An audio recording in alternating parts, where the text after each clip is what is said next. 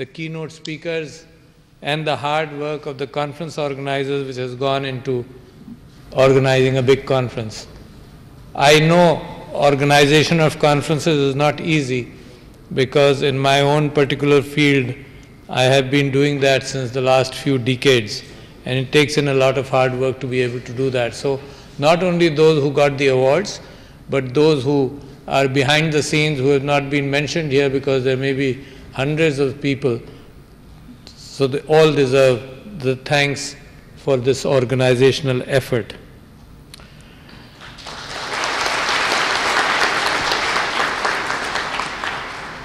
I am very well aware and recognize the fact that open distance learning is a need not of the hour, but at least I am aware of it since the last 15 or 20 years. My first presentation in this regard was in Beijing, and probably the year was 2006 or 2005, I don't remember exactly.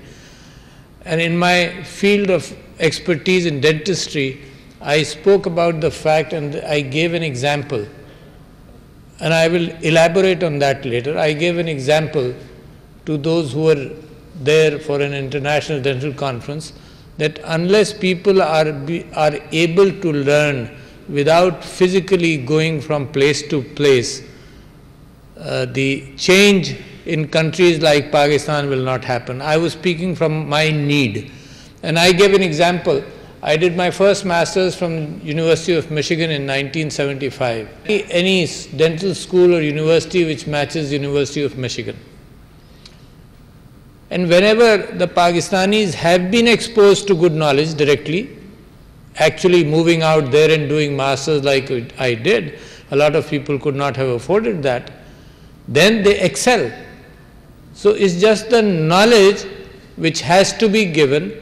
And if knowledge has to be given, it is available with the new systems and communication systems since 2005 at least, and even earlier than that. It was possible that without that huge expense of moving as a family, staying there for quite a few years, and then coming back and trying to impart the same thing in Pakistan. A huge program was started in the Musharraf era when it was decided that PhDs should be sent abroad for learning, and they would come back to Pakistan. And imagine the delay in that whole system. Preparing, applying takes a year or two, selection processes, then going there, studying there for a PhD 3 to 4 years, then trying to, some people try and learn more and stay there. And the whole cycle may take knowledge actually 7 to 10 years to come back physically to Pakistan and to be able to be taught to the people of Pakistan. So realizing that, I spoke in Beijing, and I said that we must have distance, we must first request some universities in the world to remove copyright on knowledge. Knowledge never had a copyright, but in the last 100 or 150 years, it has gone through some copyright. It is not freely available. It is not open source. And I spoke about that, and then I got elected to the World Dental Federation in 2007, and I implemented that fact in the World Dental Federation, that every speaker who was sponsored in the international dental conferences, he would not have a copyright on that lecture because the sponsoring agency was the World Dental Federation, and therefore if there was no copyright, they established a website where all that knowledge was available. But that is related to continuing education. I probed, for example, Tufts University was very forthcoming, and they put a lot of their information and lectures to open source. It was necessary for example, in dental and medical fields, it was necessary to observe procedures as well besides theoretical knowledge. And now that is also possible to be able to observe procedures, and it has been possible. So what has happened? Why are we so reluctant to accept that? And that's a question which, if we don't overcome that, I think those who don't manage to do that are being left behind. Countries, nations, people are being left behind. There's increasing poverty. There are available solutions.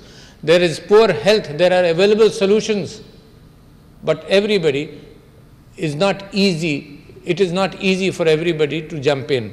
So it has to be led by governments, and it has to be led by knowledge institutions, which are the universities. If you actually follow what knowledge is like, you must recall historically what it was. There was, and since it was written, first it must have been verbal. How to light a fire must have been verbal, to be able to see that must have been verbal. But since mankind, humankind started writing things down, the earliest knowledge, maybe Iliads of Homer, and then you hear of philosophers like Socrates who did not write actually, but Plato took up the task of transferring his knowledge into his dialogues, including the Republic, etc. Then onwards, but this was all handwritten, and therefore the holder of this information was the teacher or the ustad, and the ustad and the teacher commanded tremendous respect over the ages, because he was the holder of knowledge, he had the written text, and he would write also in a written form. But then came the printing press, and that made knowledge easily dissipate, to be able to dissipate knowledge. That was the first technological progress in society as far as knowledge is concerned.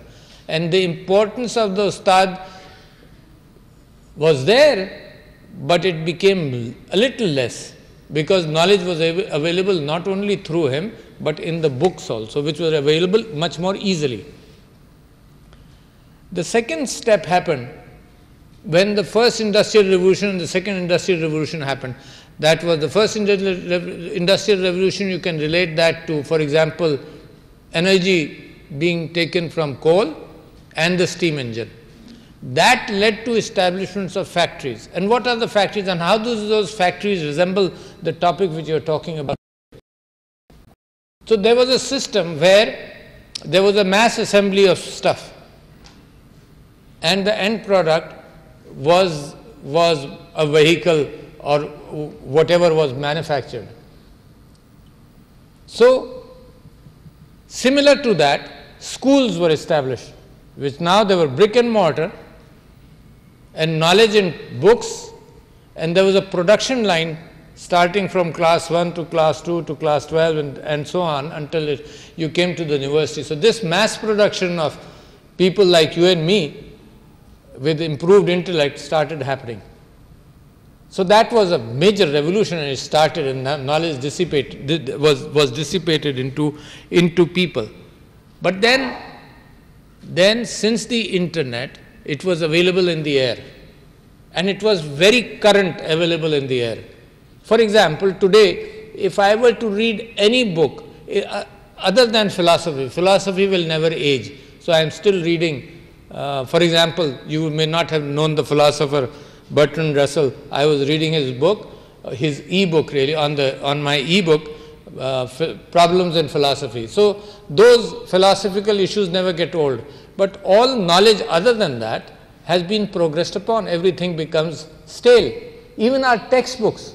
And I am surprised that there is less realization with the Arbab-e-Ikhtiyar or the government in Pakistan about this fact, that textbooks, you decide on a textbook. It's been a year since the government of Pakistan and the Ministry of Education is trying to come over a consensus syllabus, at least of 70% consensus syllabus, and once the syllabus is decided, it will be, then the lessons will be put in, and the curriculum decided, the lessons will be put in, and it will go into printing, and this whole cycle would have taken 3 years or 4 years. And by the time the textbook is there, that knowledge which is being imparted to the class 1 or a class 3 or 4 may not change too much, but the ability to communicate keeps on changing. And I've seen that, and you've seen that in your life, that a good teacher is able to communicate well, sometimes with images, sometimes with his gestures, and sometimes following a logical platform. I don't remember right now, but there was a thinker, a lateral thinker, whom I used to follow. This is about 20, 30 years ago, lateral thinking. In fact, the term lateral thinking came up from him. And he was very good in his presentations, and he had an overhead projector. And he also, in fact, he spoke on Pakistan television also in 1980 or whatever. I'm forgetting his name. But he was a very good communicator, and his flow of thoughts went into diagrams which he was drawing at the same time as he was speaking. So communication is a science which also has improved over time. So imagine the textbooks. By the time they will be printed of 8th and 9th, they will be old. There will be immediate need for revision. At the same time, what you are talking about right now is so important that I have tried that, experimented that in my own constituency.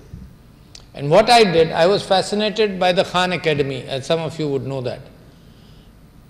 And I picked up some lessons from there. I have always been interested in maths, but I did not pick that up in my intermediate and in my later life. So I wanted to learn calculus. And this is a story of maybe by itself is about 8 or 10 years old story. And I wanted to learn calculus, and I went to the Khan Academy, kept on learning, had problems, but then went back and kept on doing that. So the ability for a child to be able to, or in Pakistan, to be able to do that, to go back and do it on his own time with the same kind of attention as a teacher would give, that is a tremendous improvement and change in a system. So what I did was, in Hijrat colony, which is my constituency in Karachi, I gave students, there was a group of 30 students, 40 students who got admission in class 1. And with 20 of them, I gave them, through a sponsor, I gave them a pad to start learning. And these were the students who came in from scratch. They had no idea about knowledge at all. And the 20 went into the system as regular students. And by the end of the year, we found there was a tremendous difference between those who were given a pad to learn and those who were in the regular, either it was a rote learning system or whatever. There was a tremendous difference between both of them.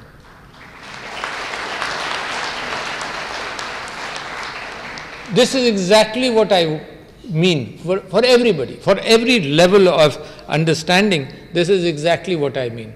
Now, throughout the world, for example, for every system, human society interrelates with people. So for every system, what has happened is, there was a manufacturer or an artist or a person who was making some good, and there was a buyer. As long as it's a small community or a village, it doesn't really matter. It is very easily done, you know. Whatever, something is cooked and it is given, and the village is very small.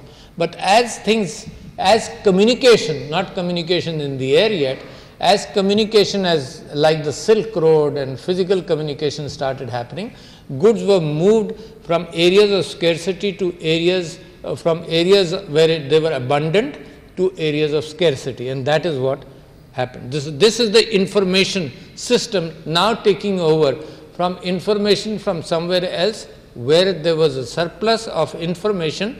Information can be of goods, and where there was a dearth of goods. So that was happening.